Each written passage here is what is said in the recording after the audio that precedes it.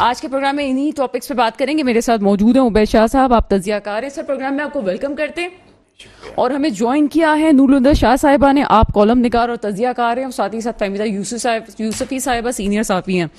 عبید شاہ صاحب, introductory part آپ نے سن لیا, کیا تجزیہ کریں گے؟ دیکھیں, آپ تو مجھے تو لگا ایک فائن لائن سے آپ تھوڑا آگے بڑھ گئے. اتنی ہمت بھی نہیں کرتے لوگ کہنے کی. آپ نے جو تنقید کی ہے وہ بجا ہے, درست ہے, بنتی ہے. اور بات تو حقیقت یہی ہے کہ اس ملک پہ جرنیل حکمرانی کرتے رہے, اور ہر آنے والا جرنیل جو ہے وہ جب نقصان پہنچانے والے سے دو ہاتھ آگے جانے کی کوشش کرتا ہے تو اس نے کبھی یہ سبق نہیں سیکھا کہ فلاں فلاں میرے جو پریڈیسیسر ہیں ان کی غلطیوں سے کیا نقصان اس ملک کو پہنچ چکا ہے. تو بات یہ ہے کہ آج 5 جولائی ہے, بھٹو صاحب کے اقتدار کا آج کے دن تختہ الٹا گیا. 46 سال ہو گئے آج کے دن. اور آصف زرداری صاحب نے اور بلاول زرداری صاحب نے اس پر بیان بھی جاری کیا ہے. حالانکہ دیکھ لیں, آج وہ اسی طرح کی اسٹیبلشمنٹ جو آج کی ہے اس کے وہ اعلی کار ہیں, اس کے وہ ساتھ ملوث ہیں, اور اس کے مفادات کی تکمیل میں اپنے مفادات پورے کر رہے ہیں. تو ہم سیکھتے تو کبھی بھی نہیں ہیں, اور ملک ایک دن گزرتے جس طرح گزرتا ہے, حالات ہمارے لیے دگرگوں ہوتے جا رہے ہیں, تنگ ہوتے جا رہے ہیں. ہم کوئی اچھے حالات کی طرح ہم یہ نہیں کہہ سکتے کہ ہم کسی اچھے مستقبل کی جانب گامزن ہیں. فورن انویسٹمنٹ تو بالکل ہی زیرو ہو گئی ہے. 1 ملین لوگ پاکستان چھوڑ کے چلے گئے پچھلے 1 سال میں. ٹھیک ہے نا. اب پتہ نہیں کتنے لوگوں پہ کتنے مقدمے بنا دیے گئے ہیں, انسانی حقوق کی کتنی پامالی کی گئی ہے ابھی چند روز میں. 9 مئی کا رٹا لگا کے. تو ہمارے جو آج بھی اسٹیبلشمنٹ ہے, آج بھی ہمارے لیڈرز ہیں, یا آج بھی ہمارے وہ لوگ ہیں جو اہم عہدوں پر بیٹھے ہیں, انہوں نے پچھلے کسی بات سے کوئی سبق نہیں سیکھا ہے. وہ اسی مائنڈ سیٹ میں ہے. قطع کلامی کی معذرت چاہتی ہوں, لیکن یہاں پہ عبید یہ بھی بات دیکھنے کے قابل ہے کہ جو موجودہ قیادت ہے اس کو آپ پیچھے جو بھی غلطیاں ہوئی ہیں اس کا قصوروار نہیں ٹھہرا سکتے. اگر ہم عاصم منیر صاحب کی بات کریں تو اگر ان کی پرسنالٹی کو ان کو کوئی جانتا ہو تو وہ یقیناً ایک ایسی شخصیت ہے جس کو آپ کہہ سکتے ہیں کہ پڑھی لکھی قیادت ہے. اسی طرح سے ندیم انجم صاحب کے بھی حوالے سے ہم کہہ سکتے ہیں کہ وہ ایسے لوگ ہیں جو کہ بہت سلجھے ہوئے اور قیادت کے ساتھ وہ کام کرنا جانتے ہیں. جہاں تک بات یہ آتی ہے, میں اپنے انٹروڈکٹری پارٹ کو مزید جو ہے وہ اس کو ڈیفائن کرنے کی کوشش کروں گی اگر کسی کو کوئی غلط فہمی بھی ہوئی. مسئلہ صرف یہ ہے کہ اگر آپ چیزوں میں اداروں کو انوالو کریں گے تو غلط ہوگا.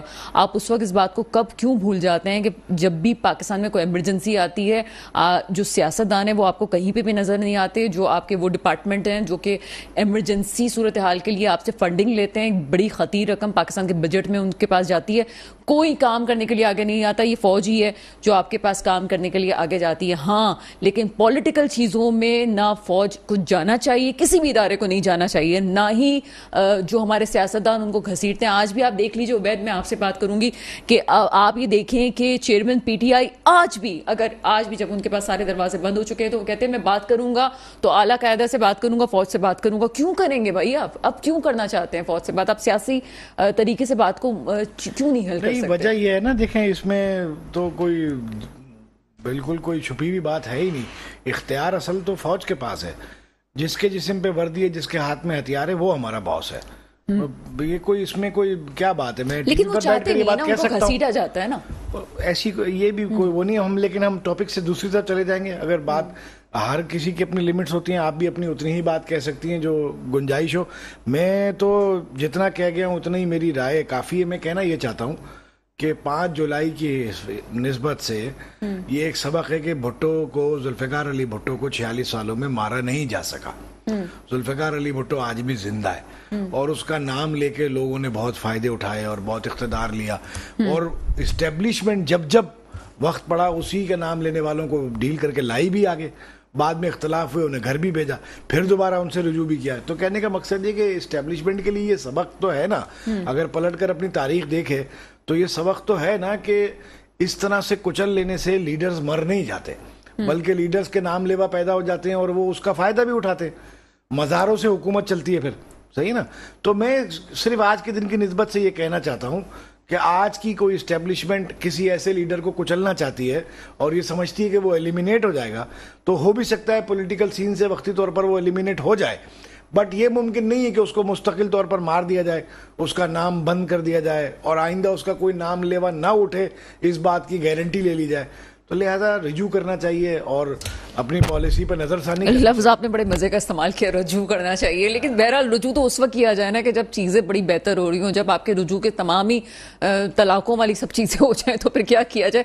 9 مئی کا واقعہ بہرحال اس سے ہٹ کی بھی بات کریں، کوئی ایسا واقعہ نہیں تھا کہ میں سمجھتی ہوں کہ پاکستان کی تاریخ میں کبھی یہ واقعہ نہیں ہوا اور نہ ہی ہونا چاہیے.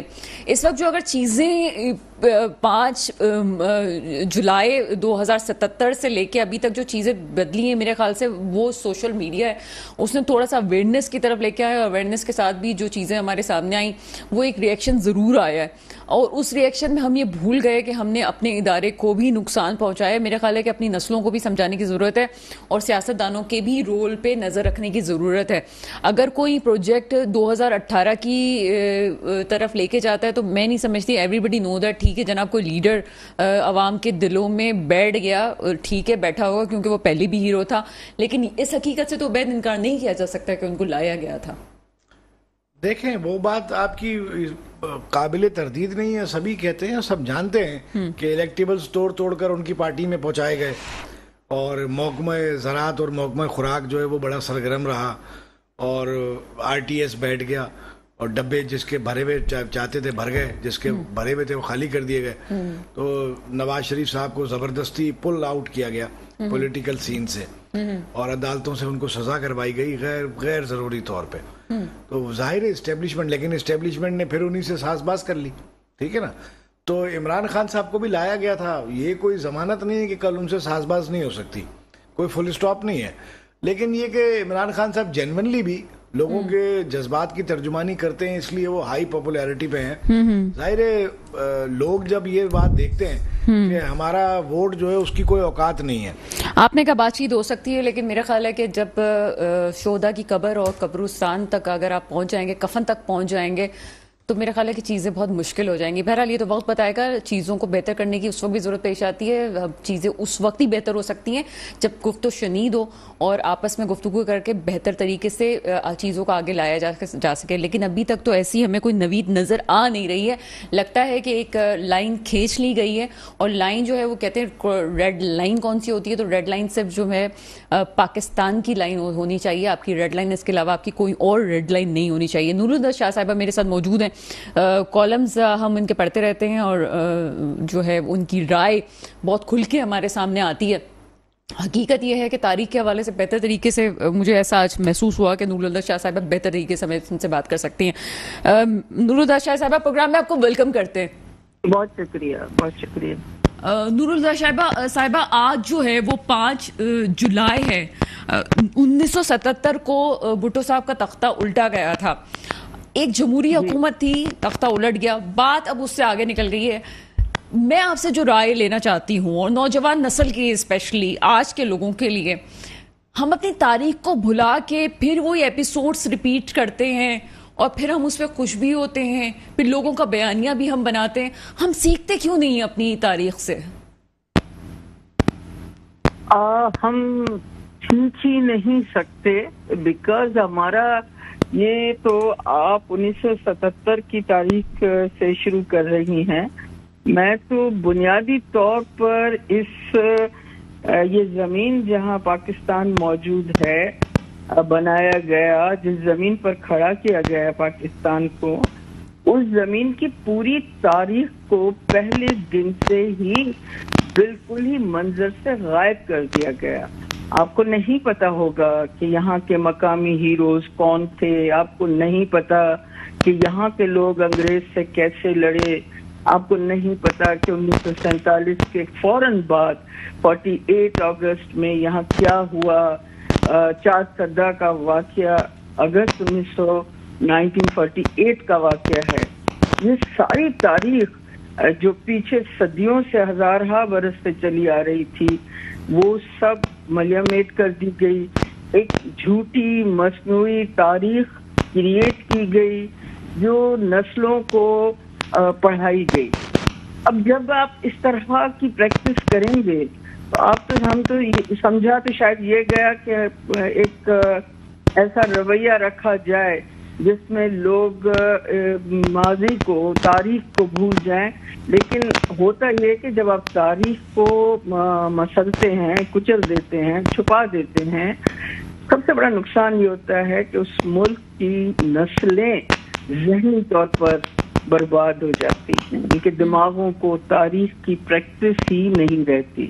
وہ ہر بات پر حیران ہوتے ہیں کہ اچھا ایسا ہوا تھا، اچھا یہ تھا، نہیں تو یہ نہیں تھا، وہ تھا. الزام تراشی کو تاریخ کی بنیاد بنایا گیا اور ہم آج تک الزامات پر گزارا کر رہے ہیں.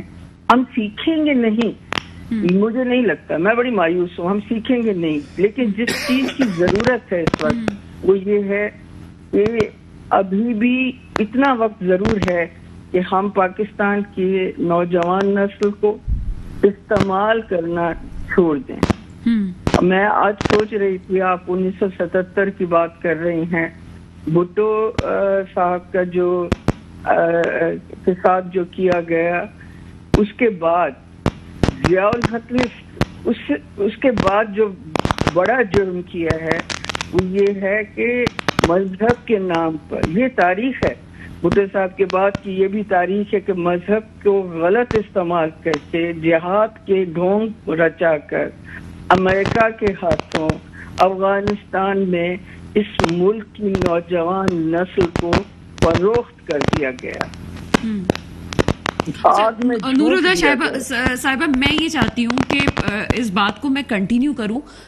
میری مجبوری ہے کہ بریک پہ مجھے جانا پڑ رہا ہے، فوراً آپ کی طرف واپس آتے ہیں. بریک کے بعد آپ کے سامنے حاضر ہیں نورالہدیٰ شاہ صاحبہ ہمارے ساتھ موجود ہیں، اور بات ہو رہی تھی ہسٹری کے حوالے سے، تاریخ کے حوالے سے. جی میڈم، آپ کنٹینیو کیجیے گا. جی سر، یہ جو سبق کیا سیکھنا ہے، ایک چیز کو سمجھ لیا جائے، نوجوان نسل کو استعمال کرنے کی یہ سلسلہ چلا آ رہا ہے. دو طرح سے اسے استعمال کیا جاتا ہے.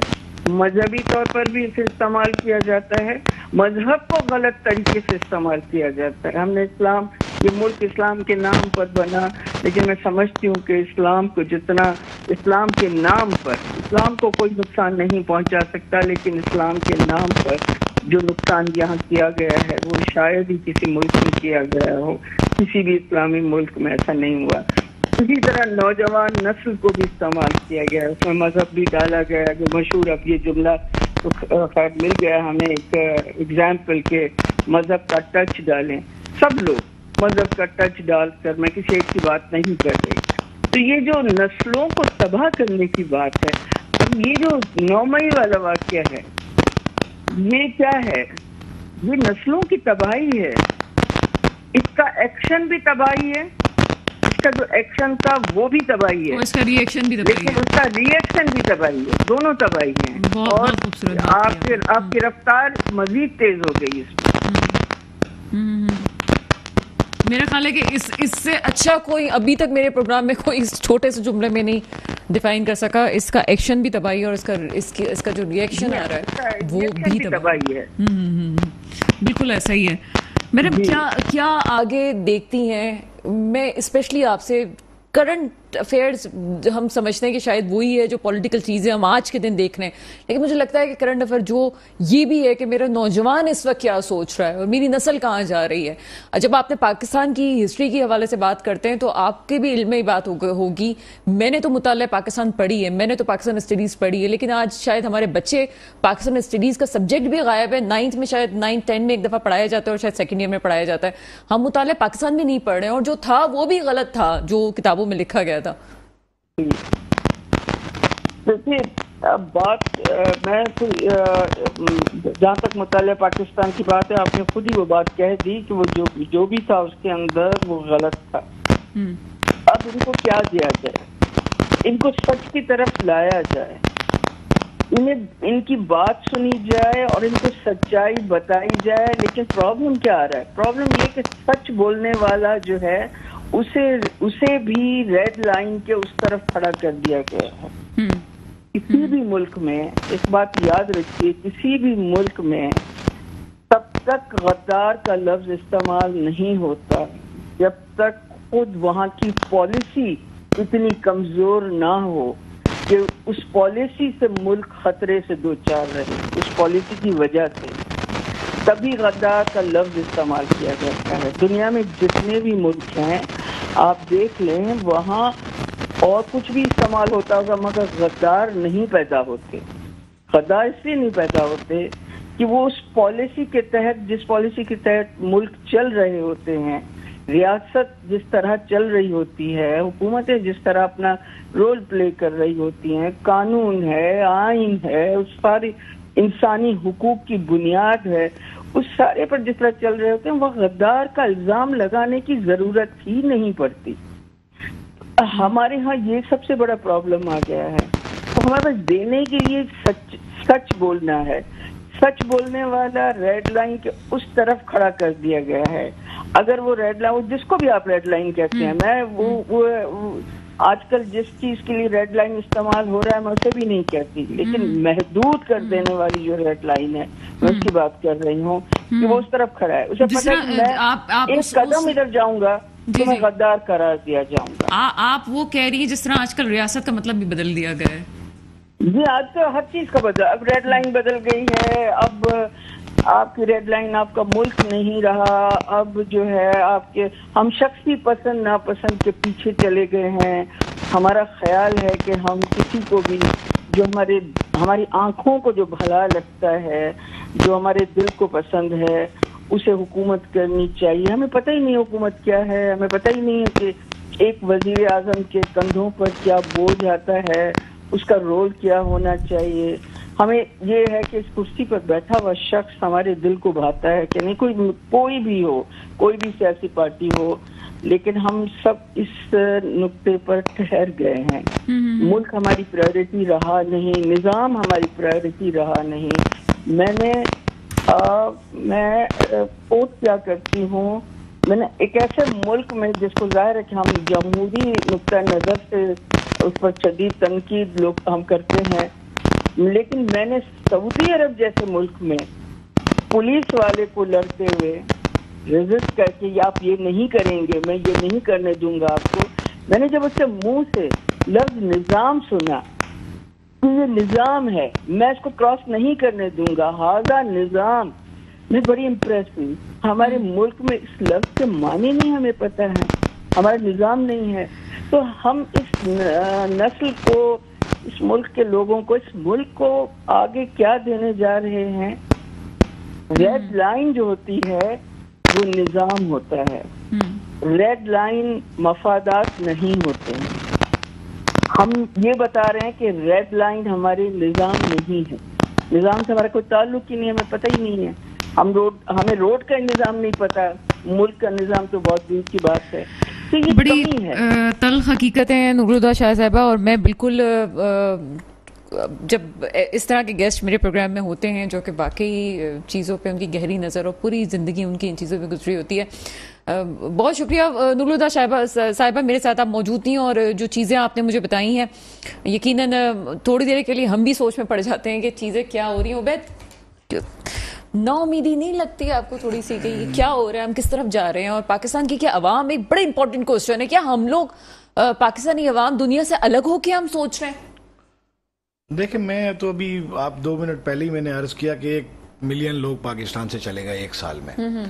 پاکستان کا جو بیسٹ برین ہے اور جس کے پاس کچھ پیسہ ہے، وہ دونوں طبقات جو ذہین ہیں، اپنے لیے جگہ بنا سکتے ہیں، زندگی کے دوڑ میں کامیاب ہو سکتے ہیں، اور وہ جن کے پاس کچھ وسائل ہیں، وہ دونوں طبقات کے لوگ یہاں سے جا رہے ہیں. ایسا لگتا ہے ملک خالی ہو جائے گا. صرف وہ رہ جائیں گے جن کے پاس اس ملک کو دینے کے لیے کچھ بھی نہیں ہے، کنٹریبیوٹ کرنے کے لیے کچھ بھی ڈرین ہو رہا ہے مستقل. ہاں، کنٹریبیوٹ کرنے کے لیے کچھ بھی نہیں ہے. ٹھیک ہے نا؟ تو ایسے یہ مجموع والے فیصلے کرنے والے لوگ جو ہے وہ رہ جائیں گے. تو اب اگر اس بات کا احساس ہمارے جو لیڈرشپ ہے وہ نہیں کر سکتی تو پھر ملک میں ختم ہو جانا ہے، مطلب بچنا کہاں ہے؟ اگر وزیر اعظم ملک کا اس بات کو فیل نہیں کرتا، وزیر خزانہ فیل نہیں کرتا، آرمی چیف فیل نہیں کرتا، ٹھیک ہے نا، ڈی جی آئی سی فیل نہیں کرتا، یا چیف جسٹس فیل نہیں کرتا، تو اس کا مطلب ہے بس اس کے بعد ختم ہو گیا. جب یہ جن لوگوں کے ہاتھ میں سب کچھ ہے، یہ ملک ہے، وہ لوگ نہیں فیل کر رہے کہ کچھ ایسی بات ہے. تو بس پھر ختم ہو گئی ہم تو بات. نام بھی نہیں لے سکتے, لیکن اب جو ایک بہت امپورٹنٹ شخصیت ہے وہ بھی یوٹیوبرز کو بلا کے بات کرے گی, تو اللہ معاف کرے, مجھے تو سمجھ نہیں آ رہا تھا کہ چیزیں کہاں جا رہی ہیں ہماری. ہم بھی لمیٹیشنز میں بیٹھے ہوئے کہ آپ کو اب اپنی چیزیں لانے کا, مطلب یوٹیوبرز آپ کو ملے تھے چیزیں سمجھانے کے لیے. کروں میں آپ کو بالکل کھل کے بات کرتا ہوں. آرمی چیف جو ہیں انہوں نے بہت لوگوں کو بلایا, بزنس کمیونٹی کے بھی بہت لوگوں کو بلایا, اور ان سے کہا آپ کاروبار کریں, بازار اتنا خراب کیوں ہو گیا ہے, آپ لوگ کام کیوں نہیں کر رہے. چلے عبید, میں آپ جب ڈیولپمنٹ کی بات کرتے ہیں, ڈیولپمنٹ کی طرف چلتے ہیں. کہا جاتا ہے جس کے پاس پنجاب ہے اس کے پاس پاکستان ہے, مطلب بڑا صوبہ, اور تخت لاہور پہ تو جناب ساری قصے ہی کہانیاں ہی آپ کی تخت لاہور سے شروع ہوئی ہیں, اس کے بعد چیزیں گئی ہیں. آپ نے تخت لاہور پہ جس کو بٹایا ہوا تھا, میرا خیال ہے کہ وہ چیئرمین پی ٹی آئی کی زوال کی نشانی بھی وہی شخص تھا کہ جس کی وجہ سے تخت لاہور کی وجہ سے سب کچھ ہوا. لاہور ڈوبا ہوا ہے آج. آپ نے کراچی پہ تو ہم بات کرتی تھی, کراچی کی پلاننگ نہیں ہوئی, کراچی تو پھلتا پھولتا گیا, بالکل ہی آپ کو پتہ نہیں چلا کہاں گیا. لاہور پہ تو بڑی اچھی طریقے سے پلاننگ ہمیں تو نظر آ رہا تھا کہ سب کچھ صحیح چل رہا ہے. ڈوب گیا پورا لاہور, اور ابھی مزید ابھی امید ہے. مجھے تو لگتا ہے کہ ابھی تو پہلا ہی اسپیل بھی نہیں آیا مونسون کا, ابھی 300 ml بارش ہوئی ہے. مجھے ڈر لگنا شروع ہو گیا کہ کراچی کا نہ جانے کیا حال ہونا ہے. پھر تو ہم, اور کراچی سارا کھدا ہوا بھی ہے, آپ یہ بھی دیکھیں کہ سڑکیں بھی بنا نہیں پائے وقت پہ. لیکن یہ لاہور کا کیا ہوا ہے, کیا آپ کو لگتا ہے کیا سلسلہ ہے؟ وہاں ڈیولپمنٹ پہ کام نہیں کیا, کچھ بھی نہیں. وہاں ریاض صاحب کی ایک ویڈیو بڑی تنقید کی نشانہ ہے, وائرل ہے. اس میں وہ گاڑی چلا رہے ہیں تو پی ٹی آئی والے جو ہے وہ ان کا سوشل میڈیا کے لوگ کہہ رہے ہیں کہ جی دیکھیں پانی اچھالتے ہوئے جا رہے ہیں, بڑے ظالم ہیں.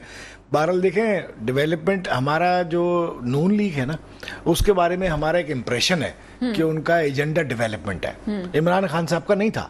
عمران خان صاحب نے کسی پروجیکٹ کے لیے کوئی پیسے نہیں رکھے. نون لیگ کا تو شناختی یہی ہے کہ ان کا ایجنڈا ڈیولپمنٹ ہے. صاحب سب سے بڑا پروجیکٹ تھا, ان کا ڈوب گیا. نہیں, وہ تو عثمان بزدار صاحب, وہ تو ایک علیحدہ بات ہے نا, فرق ہوگی. عثمان بزدار ڈیولپمنٹ ان کا ایجنڈا نہیں تھا. وہ تو جب اقتدار میں نہیں آئے تھے تب کہتے تھے یہ تو جنگلہ بس سروس ہے, یہ اس سے تھوڑی لوگ قومیں بنتی ہیں, لوگوں پر پیسہ لگاؤ اس سے قومیں بنتی ہے. وہ ڈیولپمنٹ والے آدمی مائنڈ سیٹ کے تھے ہی نہیں. وہ نون لیگ تو ڈیولپمنٹ کا ایجنڈا رکھتی ہے. وہ تو ٹرینیں چلانا اور پل بنانا اور یہ کرنا اور وہ کرنا, نئے ایئرپورٹس بنانا, وہ تو ان کی شناخت ہی یہی ہے. اتنا ڈیولپمنٹ پہ توجہ دیتی ہے وہ کہ وہ لنڈن میں بھی ڈیولپمنٹ کر رہی ہے, اتنی توجہ ہے اس کی. لیکن آپ دیکھیں, افسوس کی بات یہ ہے کہ کبھی بھی ہم اپنے ماحولیاتی اثرات کے لیے, بدلتے ہوئے حالات کے لیے, اسٹارم واٹر ڈرینیج کے لیے, یا پینے کے پانی کی شارٹیج قلت ہو اس کے لیے, ہم ان چیزوں کے لیے کسی طرح تیار ہی نہیں ہوتے. ہماری پرائرٹی نہیں ہے. وزیر اعظم صاحب کی یہ پرائرٹی نہیں ہے, وزیر داخلہ صاحب کی یا وزیر خزانہ صاحب کی یہ پرائرٹی نہیں ہے. جو ان کا کام ہے وہ کام نہیں کرتے, دوسرے سب کام کرا لیں ان سے. آپ سمجھے نا, گلی محلے کی پالیٹکس کرا لیں, کسی کی ٹانگ کھچوا لیں, کسی پہ مقدمہ کروا لیں, کسی کے سیٹ نکلوا لیں, کسی کے ووٹ ڈلوا لیں. کتنا بڑا سوالیہ نشان ہے. آپ آگے ابھی کیئر گورنمنٹ لانے والے, اور آپ کے حال یہ ہے کہ آپ کا وہ سٹی جس کو آپ تخت لاہور, نہ جانے تخت لاہور آپ نے ڈبو کے رکھ دیا. ووٹ کون دے گا, کب تک آپ کی یہ جو چیزیں ہیں کہ کون آئے گا کون نہیں آئے گا چلتا رہے گا. عوام کی بھی ایک حد ہوتی ہے, میرے خیال ہے وہ حد ختم ہو گئی ہے. میرے ساتھ اس وقت موجود ہے فہمیدہ یوسفی صاحبہ. میڈم, پروگرام میں آپ کو ویلکم کرتے ہیں.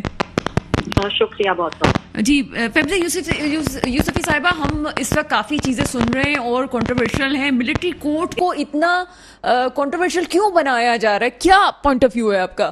اچھا دیکھیں, ملٹری کورٹ پر میں یہاں سے بات کرنا شروع کروں گی کہ اگر میں یاد دلا دوں کہ یہ جو ملٹری کورٹ ہے, یہ جو ہماری پچھلی گورنمنٹ تھی, اس کے اندر جو ملٹری کورٹ جو ہے وہ, وہاں پر پشاور ہائی کورٹ کے چیف جسٹس وقار سیٹھ نے 200 سویلینز کی ملٹری کورٹ کی سزا جو تھی 20 جون کے فیصلے میں ختم کی تھی. لیکن اس وقت کی جو ہماری اعلیٰ ترین حکومت تھی, اس نے یہ فیصلہ ملٹری کورٹ کی سزاؤں کو بحال کرنے کے لیے سپریم کورٹ میں اس کے لیے اپیل دائر کی تھی. ٹھیک ہے نا. اور پرابلم یہ ہے کہ جب جو ہے وہ ملٹری کورٹ اس لیے بنائے گئے ہیں, اور یا ہے کہ اس کا دیکھیں نیشنل ایکشن پلان کی وجہ سے وہ بنے تھے, رائٹ. اور اس وقت جو ملٹری کورٹ بنانے کی وجوہات تھیں وہ سب کو ہی پتہ ہے کہ وہ کیوں بنے تھے. ٹھیک ہے. اور دوسری بات یہ ہے کہ عدالت نے خود, سپریم کورٹ نے یہ خود جو ہے فوجی عدالتوں کا قیام تسلیم کیا ہے, تو اس موضوع پہ تو اب بحث کرنی ہی نہیں چاہیے. اور دوسری بات یہ ہے کہ فوجی عدالتوں میں صرف پاکستان آرمی ایکٹ کے تحت مقدمے چلائے جائیں گے.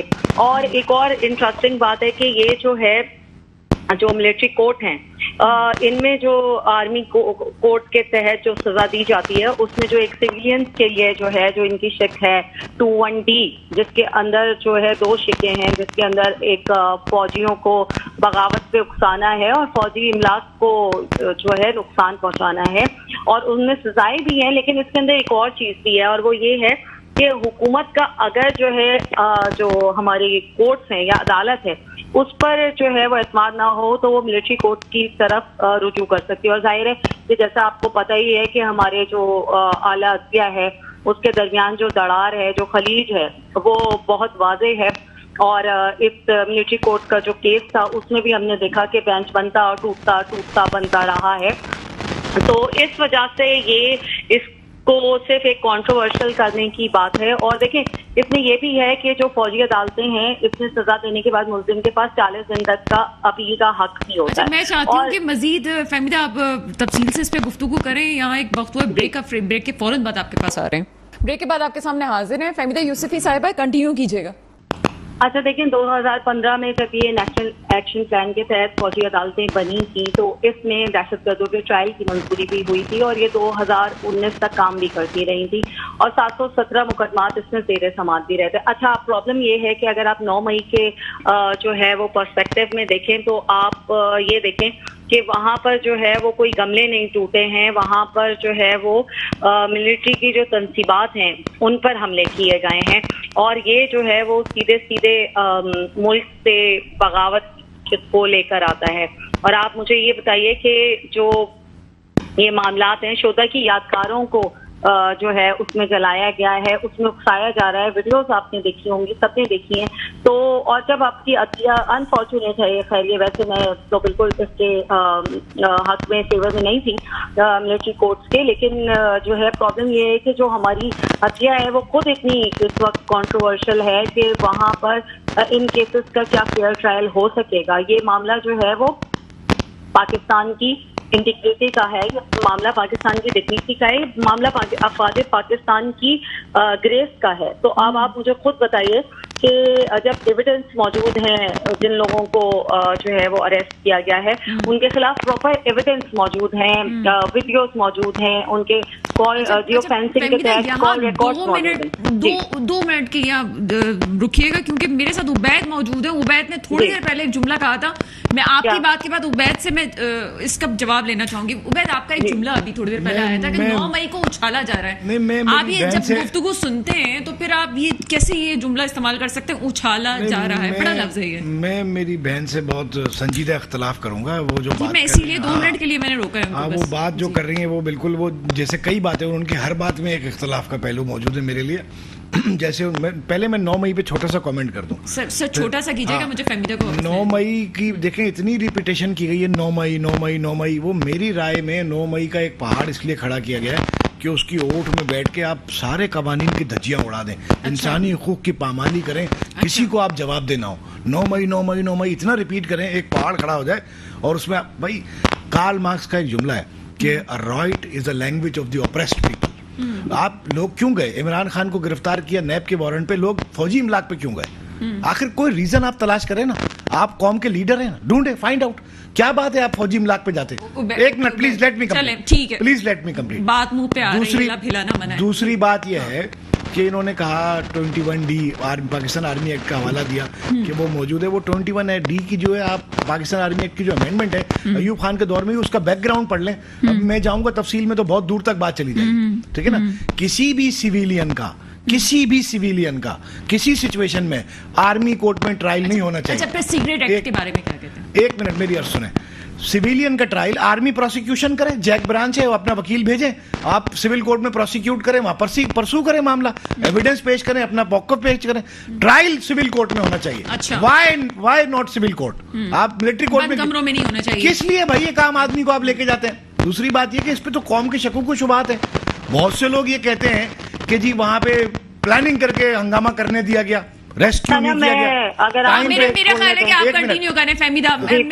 मेरा ख्याल है कि ये बड़ा सेंसिटिव मामला है उबैद, अगर मैंने जी मैं चाहूंगी कि इस पे मुझे बोलने दें। और दूसरी बात ये है कि आपके गेस्ट को अगर ऐसा लगता है کہ ثانیہ 9 مئی کی جو ہے کوئی ہائپ کریٹ کی گئی ہے، تو ان کو میں بتا دوں کہ کسی بھی جو شہداء ہیں ان کی یادگاروں کو جلانے کے بعد جو ہے کسی قسم کی ہائپ کریٹ نہیں کی جا سکتی تھی. کوئی بھی محب وطن پاکستانی جو ہے اس کو کسی بھی صورت جو ہے وہ 9 مئی کو جو ہے اس کو سپورٹ نہیں کر سکتا. اس کو سپورٹ کرنے والے میرا خیال ہے کہ وہ پاکستانی نہیں ہوتے، اور جو ایکٹ کی بات کر رہے ہیں وہ 21DB ہے، ٹھیک ہے نا.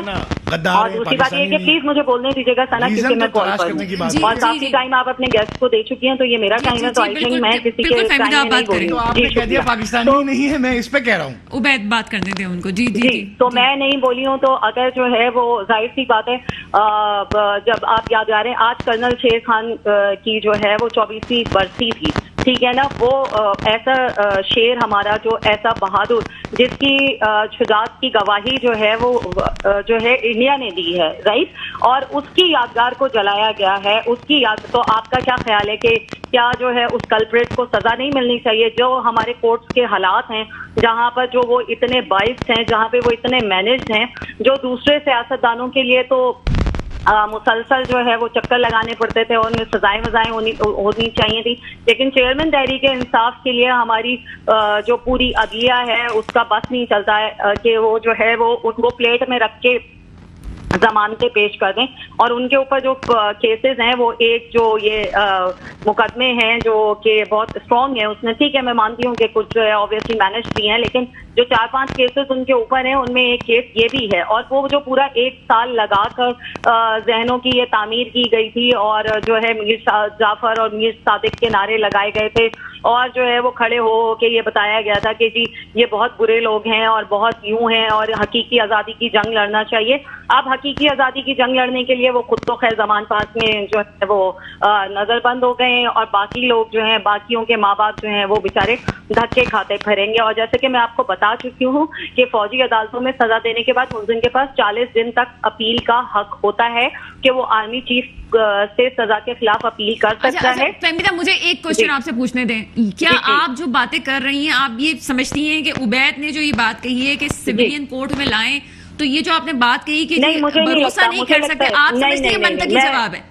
نہیں، میں دیکھیں میں نے کہا تھا کہ جو ہے وہ ایک میں نہیں چاہوں گی کہ ملٹری کورٹ میں ٹرائل ہو، لیکن آپ کے پاس کیونکہ آپ کی عدالتیں مینج ہیں نا، تو مسئلہ یہی ہے کہ وہ باعث ہیں، تو کیا کریں پھر ٹرائل کورٹ کے آپ کے جو وٹنس ہیں، جو آپ کو خود پتا ہے کہ کیا حالات ہیں ہماری جوڈیشری کے، اور یہاں تو بہت جلدی ہوگا. اور میں آپ کو یہ بھی بتا دوں کہ جو ملٹری کورٹ ہوتے ہیں جو ان کا کام شروع ہوتا ہے وہ 60 دن مطلب وہ 60 ڈیز لینے کے بعد جو ہے وہ اب مزید بڑی، میں آپ کو یہ بھی آپ کے پروگرام کے تھرو یہ بتا دوں کہ ابھی مزید جو چند بڑی گرفتاریاں رہ گئی ہیں وہ اب جو ہے وہ انڈر ملٹری جو ہے وہ ٹرائل کے ہی انڈر ہوں گی.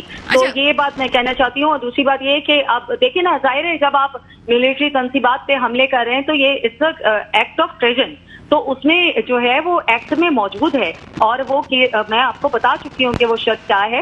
اور جب جو ہے وہ حکومت کو نہیں ہے، اور اس پہ تو کوئی بات ہی نہیں ہو سکتی ہے، جب عدالت خود تسلیم کر چکی ہے ملٹری کورٹ کو، تو اس پہ تو اب کوئی بحث ہو ہی نہیں سکتی ہے. تو یہاں پہ تو فیئر ٹرائل ہوگا. اور ہاں، ہماری یہ ریکویسٹ بہرحال ہوگی کہ اس ٹرائل کو جو ہے وہ اسپیڈی بھی ہوگا، اور لیکن جو ہے ٹرائل کو فیئر رکھا جائے، اور جن لوگوں کو جو 102 یا 104 لوگ ہیں انڈر اریسٹ ان کو جو ہے وہ دیکھا جائے، اور جو ایویڈنس وغیرہ ہیں وہ کیے جائیں. لیکن مجھے نہیں لگتا کہ سویلین کورٹ کے بس کی بات ہے یہ. اچھا، میں آپ سے چھوٹا سا آنسر چاہوں گی اس کے بعد، کیونکہ مجھے عبید کے پاس عبید کو بھی ٹائم دینا ہے. مجھے یہ بتائیں کہ ٹھیک ہے، یہ بات میں بالکل مانتی ہوں، اور سب سے پہلے انہوں نے اپنے ہی گھر سے شروع کیا ہے، تو کیا وہ لوگ جو کہ پہلے ان چیزوں میں انوالو تھے، جو فیض آباد دھرنے میں پیچھے کھڑے ہوئے تھے، یا جو لوگ جو ہے یہ پروجیکٹ کو آگے لانے، کیا ان لوگوں جو ریٹائر بھی ہو چکے ہیں، کیا ان لوگوں کو بھی لانا چاہیے ان سب چیزوں میں؟ جی، میں نے آپ کو خبر دے دی ہے کہ کچھ جو ہے مزید ریٹائر لوگوں کی اور کچھ مزید بڑے لوگوں کی بھی گرفتاریاں ہوں گی، اور ان پر بھی ملٹری کورٹ کے تحت ہی مقدمات چلیں گے. بس انتظار ٹھیک ہے چلیں عبید آپ ایڈ کیجیے گا کیا کرنا ہے. بس میری بہن پتہ نہیں کیا کہہ رہی تھی, میں کیا کہوں, اب میں زیادہ نہیں سر منطقی بات کر کیجیے. میں نے کوئی غیر منطقی بات تو نہیں کی ہے کوئی. میں انہوں نے کہا کہ جو شہداء کی یادگاروں پہ حملہ ہو جائے گا وہ اس کی حمایت کر دے گا, وہ پاکستانی نہیں ہوگا. اول تو میں کسی ایسی حرکت کی کارروائی کی حمایت نہیں کر رہا. میرا پوائنٹ یہ ہے کہ ہماری لیڈرشپ کو, فوجی لیڈرشپ کو اسپیشلی, وہ وجوہات ڈھونڈنی چاہیے جن کی وجہ سے لوگ غصہ اور اشتعال کا نشانہ فوجی املاک کو بنائیں. میرا ایک سمپل سا سوال ہے, میں ایک بات کہہ رہا ہوں, ایک انکوائری کمیشن بٹھائیں اور یہ ریزن پوچھیں کہ بھائی اس کی ریزن کیا ہے کہ لوگوں کو اس بات پہ فوجی املاک کو نشانہ بنانے کی ضرورت پیش آئی. چلیے اس سے آگے بڑھ جاتے ہیں, چھوڑیے وقت کم ہے. میں آپ کو یہ کہنا چاہ رہا تھا کہ فوجی ٹرائل, انہوں نے کہا کہ کچھ فوجیوں کے بھی ٹرائل ہوں گے. 100% سابق فوجیوں کے, حاضر سروس فوجیوں کے ٹرائل فوجی عدالتوں میں ہی ہونے چاہیے, انہی کے لیے تو ہوتی ہیں وہ. سویلین کا کیوں ہونا چاہیے؟ سویلین کا تو اپنی جو عدالتیں کھلی ہوئی ہیں نا اس ملک میں, موجود ہے نا عدالتیں, وہاں کریں. وہ کہہ رہی ہیں عدالتیں, عدالت کو انہوں نے ڈسکارڈ کر دیا اس ملک سے. انہوں نے کہا فارغ عدالت پاکستان. ہم عدالتوں پہ بات نہیں کر سکتے, آپ تو بہرحال کر سکتے ہیں, ہم نہیں. انہوں نے کہا بینچ ہی جو ہے وہ, ارے میڈم بینچ کی تو بات نہ کریں نا, سپریم کورٹ پہ کیوں جا رہی ہے؟ ٹرائل لوور کورٹ میں ہوتا ہے بھائی, ڈسٹرکٹ کورٹ میں کھلی ہوئی ہے نا ڈسٹرکٹ کورٹ. لوگوں کے اعتماد کی بات کی جا رہی ہے نا, میں مانتی ہوں ٹھیک ہے وہ چیزیں چل رہی ہیں. بہرحال فہمیدہ, اچھا میں ایک بات اور کہنے دینا مجھے. فوجی ٹرائل احسان اللہ احسان کا بھی ہو رہا تھا نا, وہ موجود تھا, اس نے قید میں سے انٹرویو دیا ایک چینل کو, پھر وہ یہاں سے نکل گیا, استنبول میں نمودار ہوا. کسی نے, کس کے پاس اس کی جواب دہی ہے؟ کس نے پوچھا وہ کیسے بھاگ گیا؟ کہاں گیا وہ؟ کیسے بھاگ گیا؟ بتائیں, اکاؤنٹیبل کریں, کسی عدالت کی کارروائی کا دکھائیں ذکر فوجی, بتائیں یہ کارروائی ہوئی, یہ ہوا, یہ ذمہ دار تھا, اس کا یہ سزا ہوئی. بہرحال یہ جو چیزیں سامنے آ رہی ہیں, فہمیدہ ہمارے ساتھ موجود ہیں. جی فہمیدہ لاسٹ کامنٹ کیجیے گا. جی میں صرف یہ کہنا چاہتی ہوں کہ جو ہے وہ ثانیہ 9 مئی کے جتنے بھی کردار ہیں اور مرکزی کرداروں کو سزا ملنی چاہیے ونس فار آل, تاکہ جو ہے یہ پریسیڈنٹ سیٹ ہو کہ آگے کوئی اس طرح کے بارے میں سوچے نہیں, وطن سے غداری کے بارے میں نہ سوچے, اپنی املاک کو اور شہداء کی یادگاروں کی جو بے حرمتی ہے وہ کرنے کے بارے میں نہ سوچے. اور تیسری اور آخری بات یہ ہے کہ ملٹری کورٹ میں اسپیڈی ٹرائلز ہوتے ہیں اور اس کی وجہ سے ہی جو ہے یہ ملٹری کورٹ میں یہ شرط ڈالی گئی ہے کہ سویلین کو بھی وہ انڈر ٹرائل کر سکتے ہیں. بہت شکریہ فہمیدہ ہمارے ساتھ موجود ہیں. عبید آپ کا بہت شکریہ. جانے سے پہلے سے بھی یہی بات کہوں گی کہ چیزیں جو ہمارے سامنے آ رہی ہیں اس میں اس بات کو سمجھنے کی ضرورت ہے کہ جو پہلے کام ہو چکا اس کے ذمہ دار موجودہ لوگ نہیں ہو سکتے ہیں. بہتری کی طرف چیزیں جا رہی ہیں اور ہم یہ کہہ سکتے ہیں, پھر وہ جو پروگرام میں کہنا پڑتا ہے کہ شرکا کی, مہمانوں کی رائے سے ہمارا متفق ہونا ضروری نہیں ہے, سیاسی بیان ضروری ہے. دعا وہی ہے جو ہمیشہ ہوتی ہے, میرے ملک پہ وہ حکمران ہیں جو واقعی میرے ملک کے مستقبل کی حفاظت کریں. اس کے ساتھ ہی پروگرام کا وقت ختم ہوتا ہے. مجھے اجازت دیجیے گا. خدا حافظ.